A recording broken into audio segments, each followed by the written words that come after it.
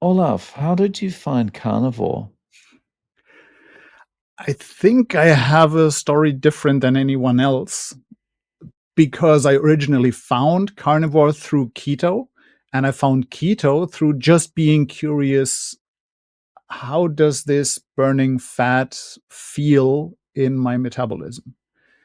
So the long story for all of that is in 2012, I've listened to a podcast on software security where the host had experimented on changing his diet and then gave some insight into how ketosis felt. And I was intrigued. I figured like, hey, that sounds so interesting. I want to experience that. And that was 2012. That was in June, which I recall. And that is right in the season when all of the berries are here, the strawberries, the blueberries, and so on. So I said, well, for nothing in the world will I start a month of ditching all carbs and then come back when we're just out of fresh local berries. So I've had a couple of months to prepare myself to read about anything ketosis. And then I started in September 2012. And that month that I've been preparing to and that I've been planning to do continues up until today, which is October 2025, in case somebody looks at this way later. So then coming to carnivore, that was, well, all of the time I've heard about the possibility. So it was always there, but ketosis helped me so much that I couldn't imagine anything better than that. So I never bothered. I mean, what's wrong with having all the eggs and bacon with everything else that you've had all your life, apart from grains and sugar and so on? So I was quite happy with that, and then only found carnivore in a way that I wanted to try it. I think it was early 2024 should have been that. And ever since September, so now for just more than a year, I've been more or less strict on that. And then we come back to where it ties into so many other stories, which I did not find or I did not expect that. Going back in my youth, I've had some severe acne, like all over the face, all over the shoulders, the back, and so on. It was just severe. And the doctor, when none of the medications really helped, suggested, well, you might want to go vegetarian, which I tried. And guess what? Didn't help. So I was on and off with that. Then, actually, let me skip quite a bit. In 2000 and now I forgot it, 2010 or 11. I've just looked it up yesterday. It was one of those years. I've had a business trip into the Netherlands and I've done training for a customer. And during the whole day, I've just had in like some pain in the belly, like intestinal, like severe pain. And when I came out in the evening, of course, no doctor was open anymore. So next best option is, well, go to the hospital, just emergency room. And they've just inspected me and they figured, well, diagnosis diverticulitis. So, and that was quite severe. That was so severe that I said, well, what can I do? Because in general, like my mind is fit. I'm here for business. So I can go back and basically just sit down instead of standing in front of the people. And they said, nope, you're not leaving. So I spent the next days, starting Monday evening until Friday, in the hospital, basically mainlined antibiotics. And they didn't even allow me to go back to my hotel and fetch my luggage. I had the hotel pack my suitcase and bring it to me to the hospital. Now, diverticulitis is, you probably know, but probably not everybody watching, is a condition where it's the itis is an inflammation, but the underlying condition is called diverticulosis, which is, correct me with the vocabulary, the in the intestines, like in the large intestines, there are a couple of pouches, like outward pouches, which might collect some of the residue that just passes through, and that might get inflamed. Now, the underlying condition is purely mechanical. So what they told me and what everybody told me is like, yeah, you're suffering from that for the rest of your life because it is just mechanics. There are these little pouches, and from time to time, something will get stuck there and it will be inflamed and we'll need to fight it down. And they were right. So all of the time ever since then, I just recognized, oh yeah, there's something more. It was rarely that severe, but I could feel it. Oh yeah, there's still something there. No need to worry because yeah, it's mechanical. What can I do? This is the way my body is now built. Um, Now the last flare up of that was actually really severe. I've ended up in the hospital just because it was Sunday here at home in the emergency room. No doctors opened. So I went to the hospital, told them what I have. And of course, they're always skeptic when you come in with your own diagnosis. Um, however, um, they draw blood and confirmed. It's like the CRP value, which is supposed to be 1 or maybe 5, was at 129. Um, so again, mainline antibiotics, and then next day to my actual doctor, and yeah, fight it down. Now, prior to that, I had realized that whenever I've had almonds, I had a flare up. It took me a long time to figure that out because I love some yogurt with almond butter. It's awesome. I really love that taste. But I've always had a little twitch from that. So after I've stopped eating almonds, I had way fewer. And then more and more and more carnivore content comes into my feed, into the podcast that I listen to, which I do since 2012. So ever since then, I've turned into a nutrition nerd. And I figured I might as well try that.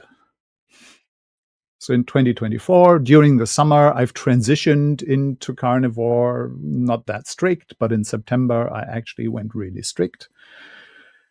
And guess what? I never had another flare again, but once. And that was the one time when I've had my parents over for dinner. And just out of habit, when I prepared the plates, I prepared 3 identical plates.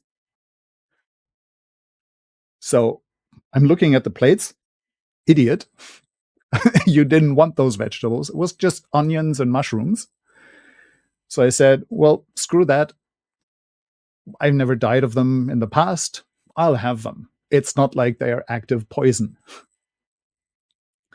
Well, it turns out that night I had another little twitch and flare up, which then basically caused me to say, you know what? I don't know which it was. If it was the onions, if it was the mushroom, or whatever else might trigger this. It's just not worth figuring out what will inflame me. And that basically made it a lot easier to just stay on track and uh, and stick with no experiments because it just feels awesome. It feels more awesome than anything I've experienced in ketosis. I mean, it must be good just to know that it's not going to happen, provided you don't go off track. Yeah, right. And well, basically that's the way I found carnivore, and that I found it because I was curious about keto. Then I heard more and more about it, and I did not expect it to fix a purely mechanical condition. So that is yeah, that was to me the most eye-opening thing. I've had a colonoscopy earlier this year, And according to the doctor who did this, like he remarked, like this was absolutely clean. So he hasn't seen that clean of a colon before.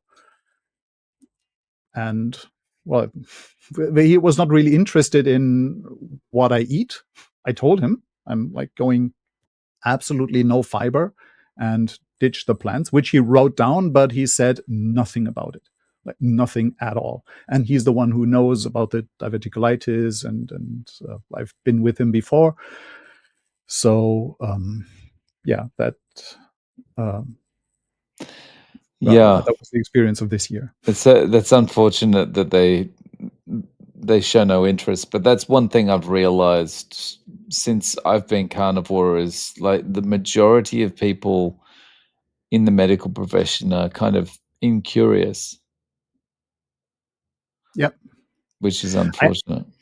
I'm kind of like personally, I'm kind of curious. Like, should I go to a nutritional doctor? Like we have some of them here, and there's a very popular TV show with doctors treating stuff through nutrition. But they are far, far, far from what I would consider an actual treating something. Like, yes, they improve conditions, but anything that I see from you, from like all of the other like related channels here, Barry, Chafee, whatsoever, is a different order of magnitude than I see from them on TV. So they'll probably not be interested in like me registering for TV. Yeah, invite me to come on the TV show. I'm healthy. Uh, Now I'm eating counter to your recommendation.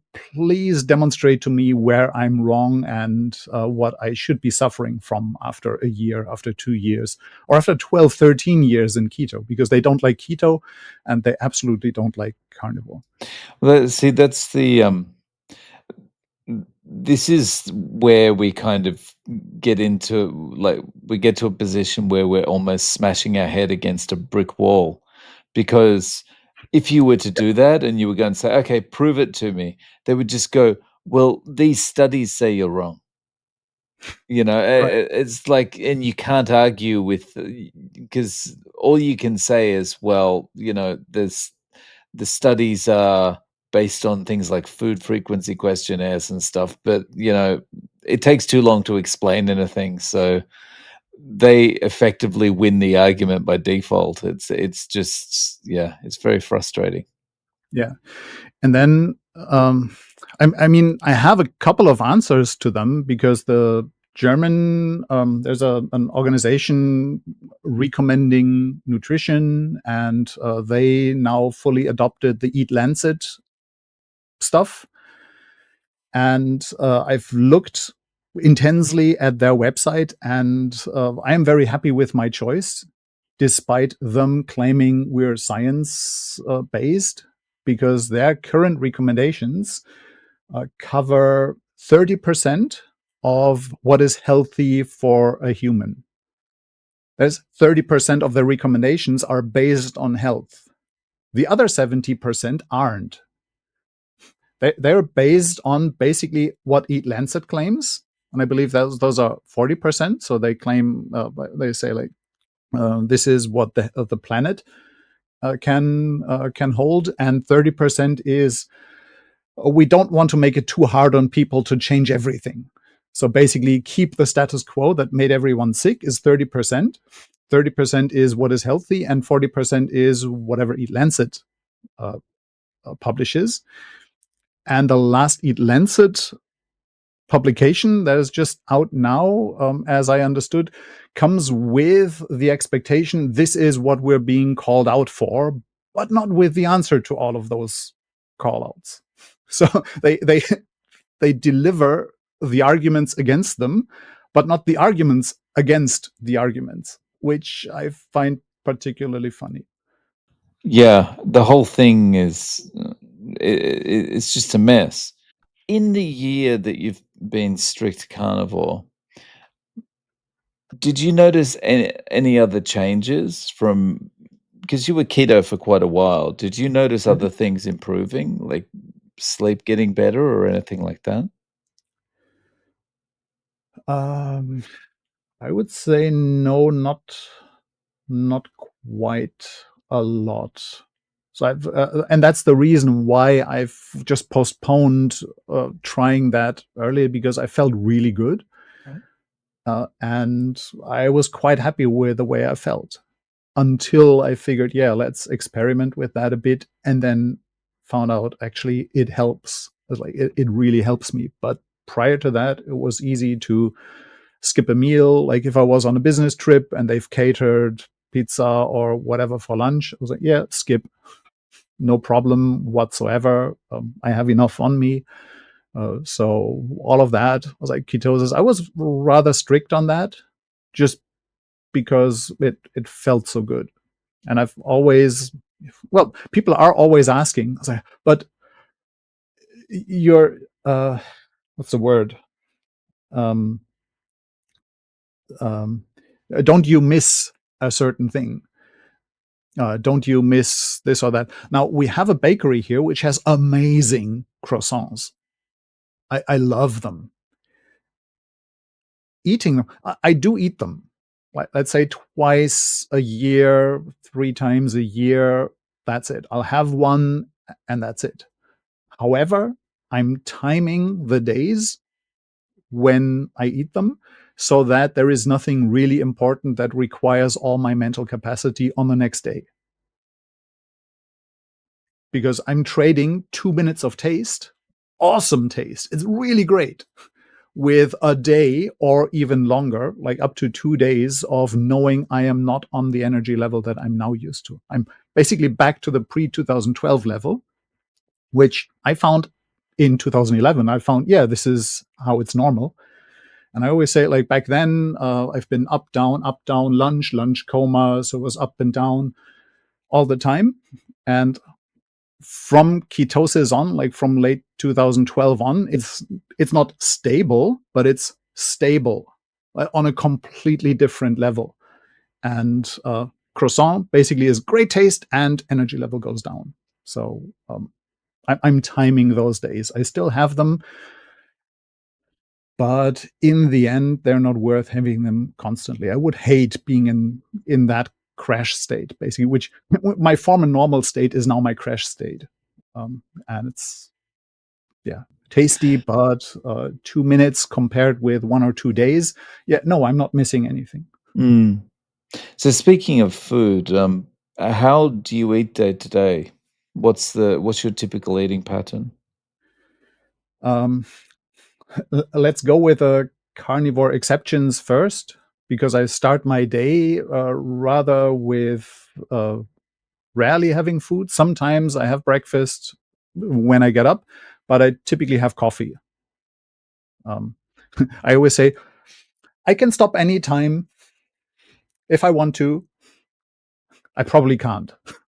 Uh, I'm adding cream, and just coffee and cream is just, I might be on an even higher level, but I figure like, nah, it's good enough. Maybe one day I'll skip it, but I know where to get good coffee. I get good cream, and um, I'll have that. Uh, and I would say coffee is probably the plant that I have the most. Second most plant does not fit my day to day nutrition. The second most plant is probably wine, to the extent of 2, 3 bottles a month, something like that. So occasionally, yes, I have that. And those are the main plants that I have these days. Um, I would say it goes close to beef, butter, bacon, eggs. Just today, I've bought 30 eggs on the farmer's market. And last week, I brought, I can't recall, 15, 20 kilos of ground beef. So I have a large freezer because back, I don't know, early 2010s, I first met a farmer who's now retired. So I don't have him anymore. But every autumn, he just slaughtered animals and gave them, like, sold them in 1/8 of a cow. And I typically got 2, 3/8 of a cow. So I have a whole freezer that can can have the meat. And ever since I've done that, I would say I have not thrown away any food whatsoever. So Germany is big on separating the waste, and we have actually 4 bins in front of the house, and one of them is organic matter. I haven't opened that in, I don't know, more than a year, because there's just nothing that I could put in there. Uh, Now, how do we come to that? Oh yeah, what am I eating? So ground beef is one, occasional steak. It's just a different price point, so I don't care too much about having the texture experience of a steak. So from time to time I have it, but it's like twice the price. So I might as well eat twice as much ground beef, which I don't. But from time to time I have that. Some sausages, bacon, eggs. That's basically it. I'm rendering tallow myself. So sometimes I go to the butcher and I say I'd like to have a couple of kilos of beef fat, which they happily provide. And and my dog is also quite happy with getting more and more just raw meat, typically beef, and yeah, he's happy with that as well. I keep him on a little bit of ready-made dog food just because sometimes he's traveling with me, and then I don't have a freezer, and I want to keep him at least used to a little bit of that. But most of his portions are just raw meat. Yeah. And are you eating 1 meal a day, 2 meals a day? Mm, typically two. I'm not a regular eater, so I would say two are typical, and sometimes I just have whatever I find there. It's a little bit. It's like the leftover from yesterday, and then I figured that was not enough, but let's go back to work and have something later. So I might snack in between. It's not that I'm religiously just sticking to a big or like OMAD or 2 meals. Sometimes I have breakfast. Sometimes I eat late when I have something to do. I might eat at 8 in the evening. I don't care too much about that. So there's no real rhythm. Um, Even my and dog is more particular on that. yeah. He doesn't know food is missing. And I guess that's a big difference from, say, 2011 when you were eating a regular diet. You would Oh yeah. probably not be able to go without food for extended periods.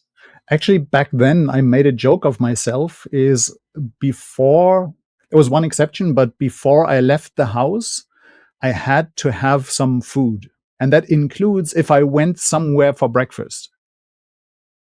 Right? So if I go somewhere for breakfast, I'll have something to eat before I leave the house. The only So you exception would is have when pre-breakfast.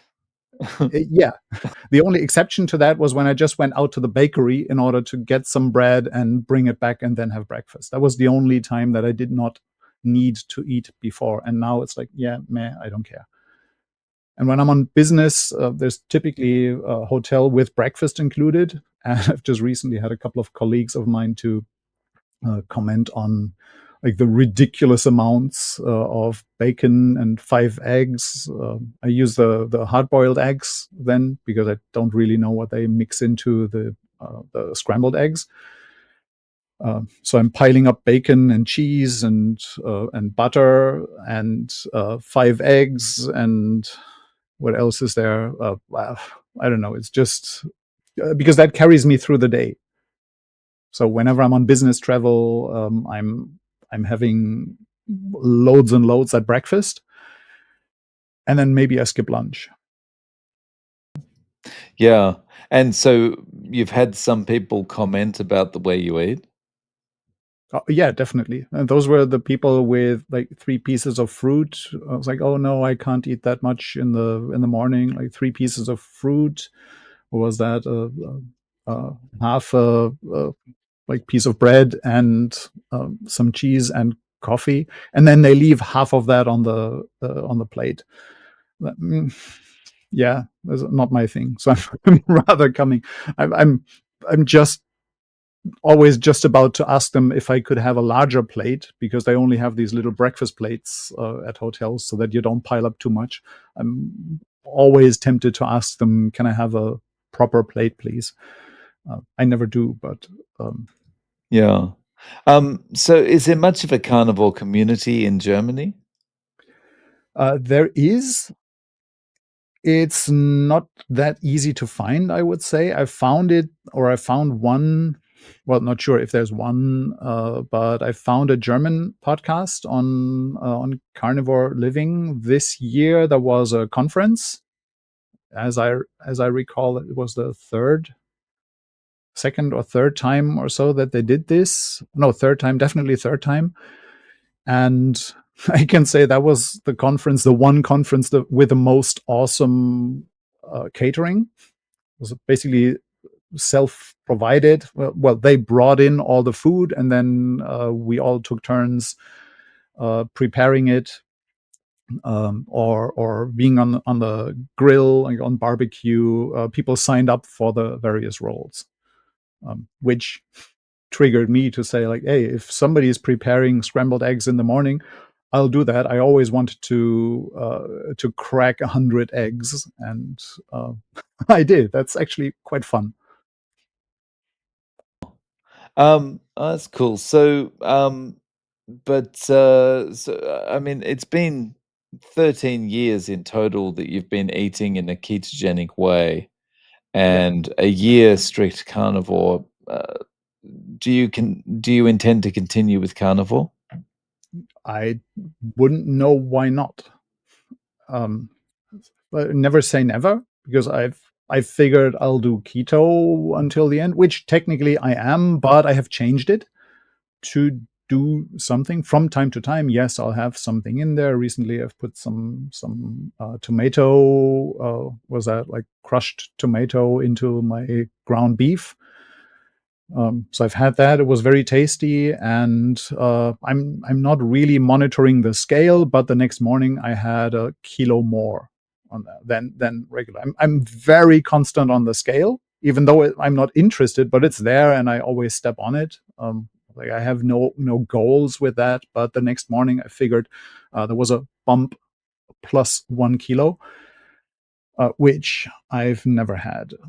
So will I continue that into eternity? For now, yes. Like, for certain values of eternity, yes. Right. Is you're getting your meat from a farmer?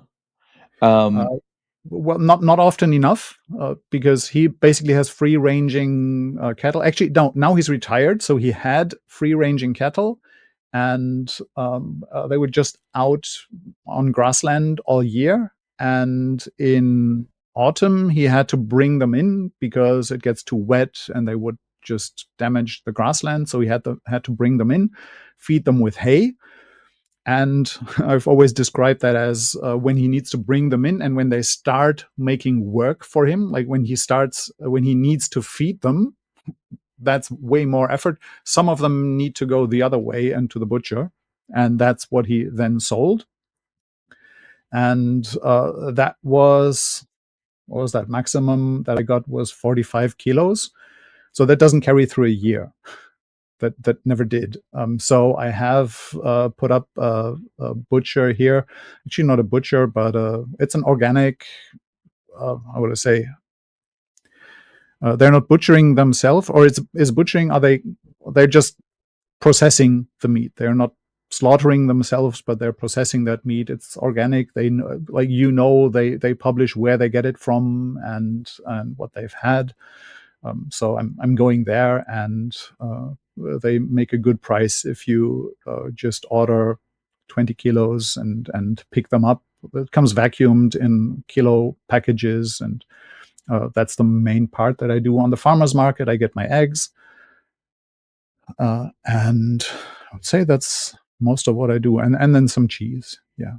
so if you think about the way, I know it's quite a while ago now, but if you think about 13 years ago, the way you were eating, do you think you're spending more money now on your diet, or do you think you were spending more money back then? I would say I spend more money then.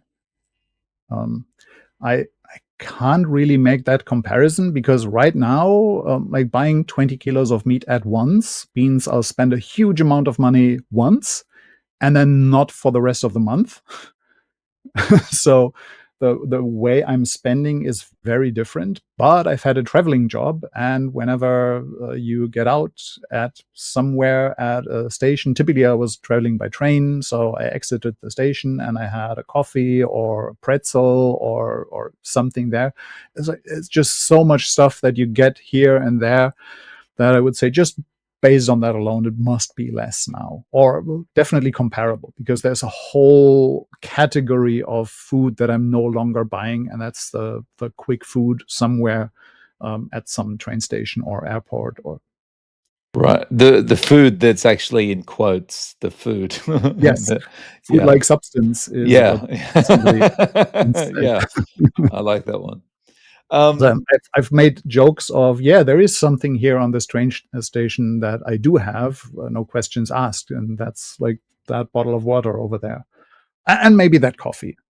But then when you have coffee and when you ask for milk, it's typically the low fat milk, which is like, yeah, why would I bother watering down my coffee? If I wanted it watered down, I'd ask you to add some more water. yeah. So Olaf, if one of your friends said to you, "Look, I want to give this carnivore thing a try. I'm gonna do it for 90 days. Tell me what to do." What advice or tips would you give them? Um,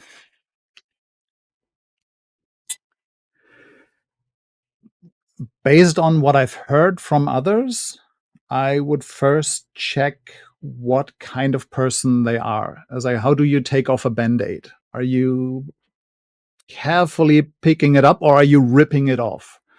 So are you ready to go through some pain, the withdrawal, basically, or are you not? One of my early memories of going into ketosis during the first week, we've actually been on a hiking tour in the middle of Germany, like up and down the hills, and uh, I was prepared for this, and they said whenever you get dizzy and like whenever you can't really see straight, it's most likely a loss of minerals. So you just need some salt. That was what I've heard. I've never experienced that, but that day, hiking for a couple of hours, that's what I felt and that's what I remembered. So what we did as soon as we entered the next hut there or cafe, yes, I wanted a coffee, but I've asked for a salt shaker before, which made them look funny at me. And they provided the salt, which I just poured on my hand and threw it in. And basically, immediately, as soon as I had the taste, I felt like my body was like, thank you, that's what we needed. And I said, and now for the coffee. So, I, based on that, as I plan, if you rip it off, if you just go from one day to another, prepare to feel withdrawal, prepare the salt. If you slowly get into it, yeah, slowly get into it, and then we can discuss the duration. But I would say by all means, let's have regular points of contact, because if you run into something, odds are I have heard of someone else to run into issues, and I can tell you how to counter them with salt. Salt, I will definitely mention early, but there's others. Like let's say oxalates. Let's say I don't know, just tiredness, anything. So I would basically just say, let's have a meeting every day, 5 minutes, daily checkup.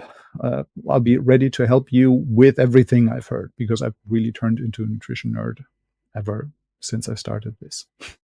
It's hard not to get it engrossed in nutrition and the science around it and stuff, because it's just fascinating. Yeah, actually, I can. I can answer your question in a completely different way as well, because there was one person who hasn't asked me, but I've given unsolicited advice. And I did not succeed getting her to carnivore, but I really like that story. And she's given me her okay to talk about that. And that's my mother. For years, she's had erratic blood pressure. So it was typically okay. And then from time to time at night, she woke up and it was an astronomically high blood pressure, just out of nothing. It was not generally high, it was generally normal. And then just in a way that she got medicated, and the doctor provided her with a regular medication and then with emergency drops on top of that, because that was like literally astronomical. So really high blood pressure. And that was just the way it worked for her. Now, one day, well, I'm spoiling this because you know the context of the story, so you know where it goes to. I can't really make it a proper story arc, but she's also naturally, it's my mother. She's older than me, and she has heard of the story that older people rarely drink enough. So she made a point of daily drinking at least 2 liters of tea on top of everything else that she has. So whenever she provided or has a thermos and has emptied that, she does another one with tea and drinks that. So one day we're sitting in their living room and she's pouring in tea and drinking and drinking and drinking, and I'm like, I don't really need much water.